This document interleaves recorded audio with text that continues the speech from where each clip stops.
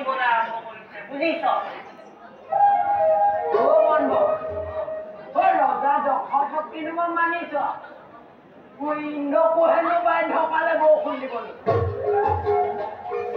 তই মই মূৰ্খমতীয়ে যোনজন ৰজা কথা ইমান বেয়াকে কৈছিলো ৰজা দখত তোমাক ইয়াৰ পৰাই আৰু প্ৰণাম জনাইছো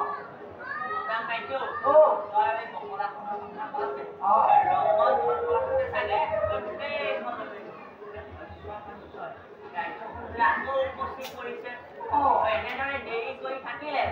আজিকালি বুজিছ